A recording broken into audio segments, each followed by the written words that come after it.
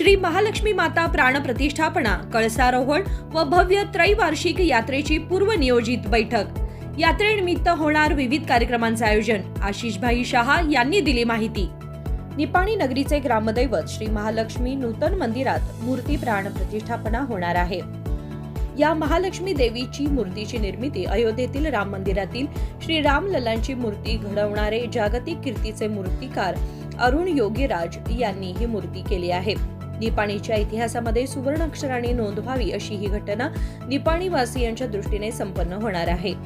हा भव्य दिव्य सोहळा मंगळवार दिनांक 3 फेब्रुवारी ते बुधवार दिनांक 11 फेब्रुवारी पर्यंत होणार आहे, अशी माहिती यात्रा कमिटीचे अध्यक्ष आशिषभाई शाह यांनी माध्यमांशी बोलताना दिली।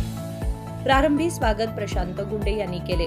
पुढे बोलताना शाह म्हणाले की मंगळवार दिनांक 3 फेब्रुवारी रोजी श्री महालक्ष्मी नूतन देवालय मूर्तीचे आगमन व भव्य मिरवणुकीचे आयोजन म्युनिसिपल हायस्कूल पटांगणापासून शहराच्या प्रमुख ठिकाणावरून प्रस्थान होणार आहे।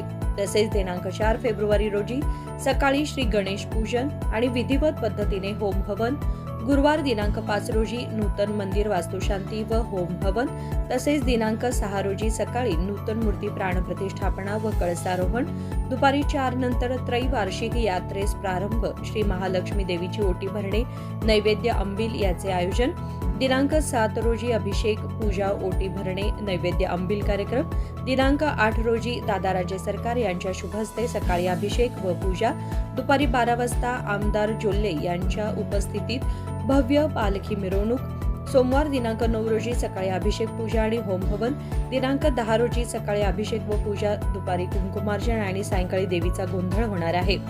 बुधवार दिनांक 11 रोजी 12 ते 3 गांधी चौक येथे महाप्रसादाचे आयोजन करण्यात आले आहे। असा भरगच्च कार्यक्रम निपाणीमध्ये होणार असल्याची माहिती आशिषभाई शाह यांनी दिली आहे। यावेळी दीपक वळीवडे, जयवंत भाटले, अभिनंदन मुदकुडे, रवींद्र शेट्टी यांच्यासह यात्रा कमिटीचे पदाधिकारी उपस्थित होते।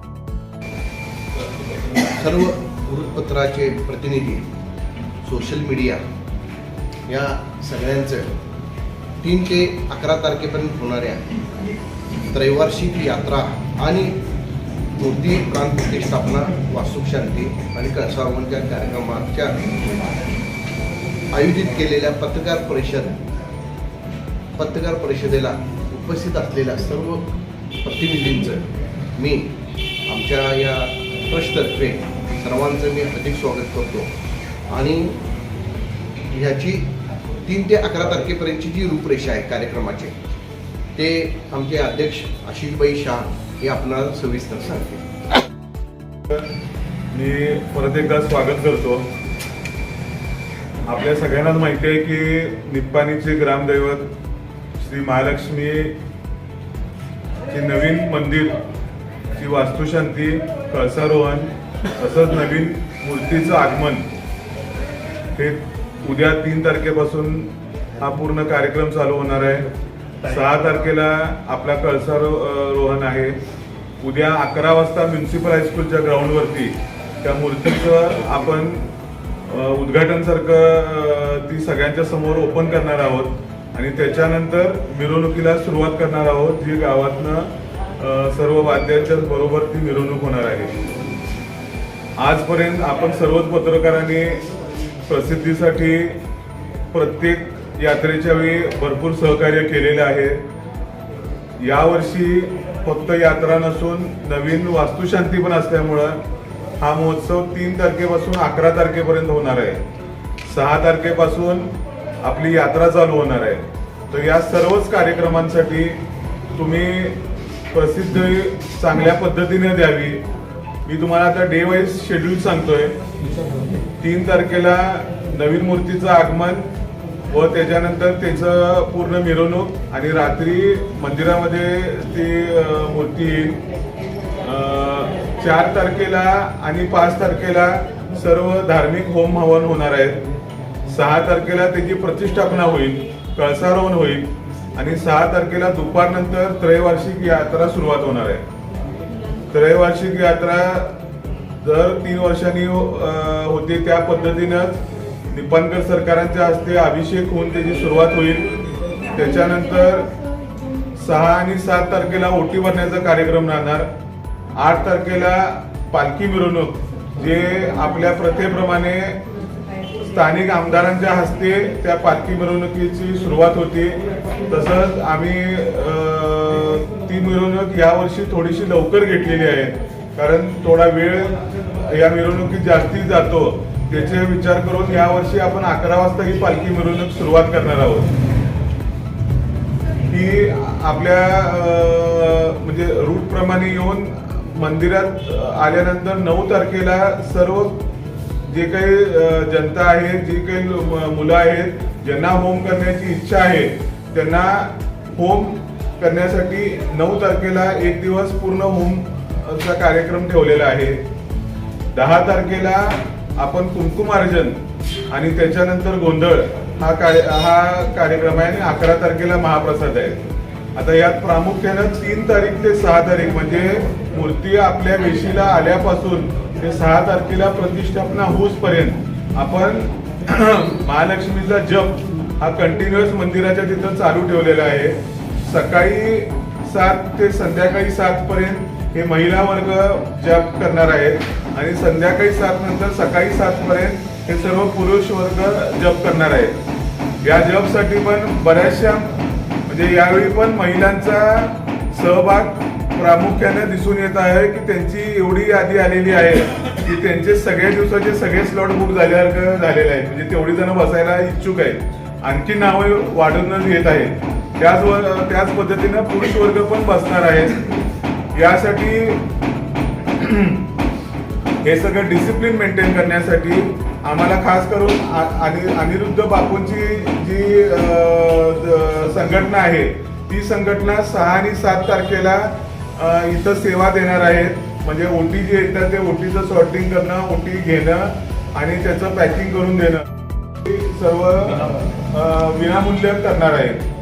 त्याचबरोबर आम्ही देवचंद कॉलेजमधनं व्हाईट आर्मी आणि NCCची जवळजवळ 80 मुलं ही म्हणजे पोलिसांच्या रिक्वेस्ट प्रमाणे त्यांच्याकडे ती यादी दिलेली आहे.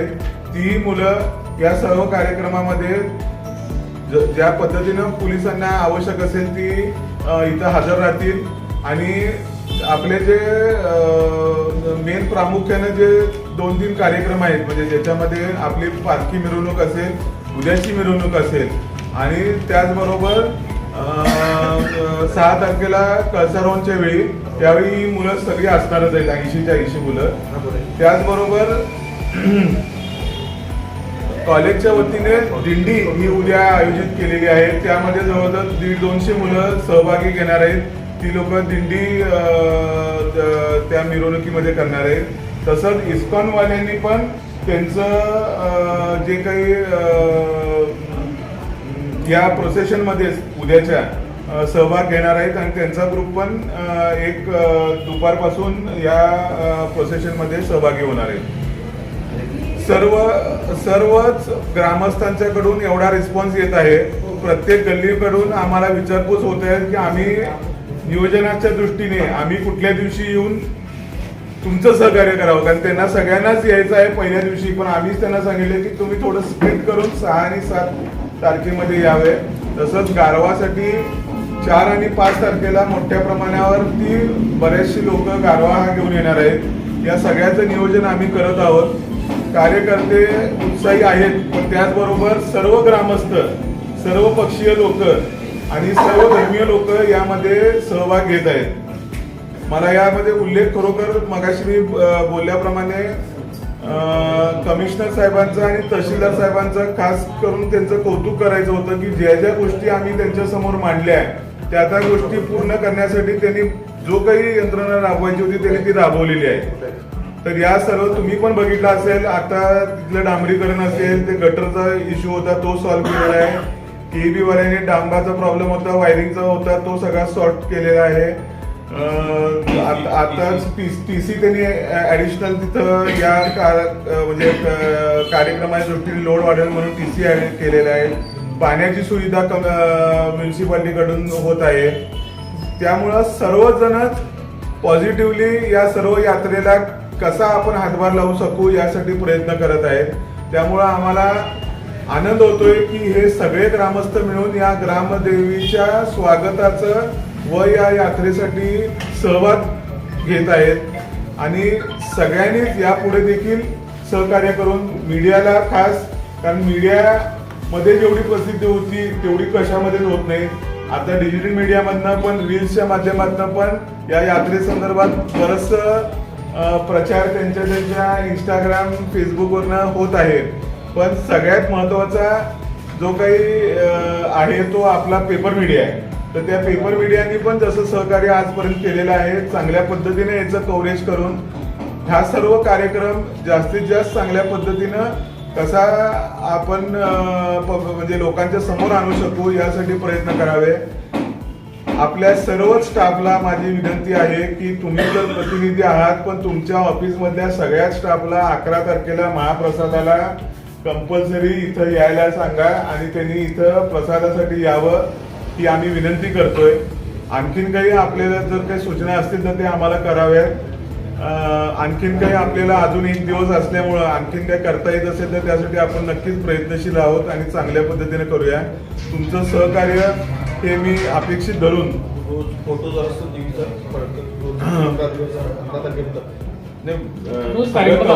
कव्हरेज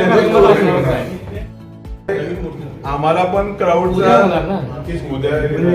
आम्हाला देखील क्राऊडचं किती येणार काय येणार हे आम्हालाही तसं कल्पना नाही आहे की किती लोकांचं आहे. पण आम्ही मॅक्सिमम जेवढ्या लोकांना त्यामध्ये प्रॉपरली दर्शन आणि सगळ्या कार्यक्रमामध्ये त्यांना सुविधा देता येतील त्याचा प्रयत्न आम्ही करत आहोत.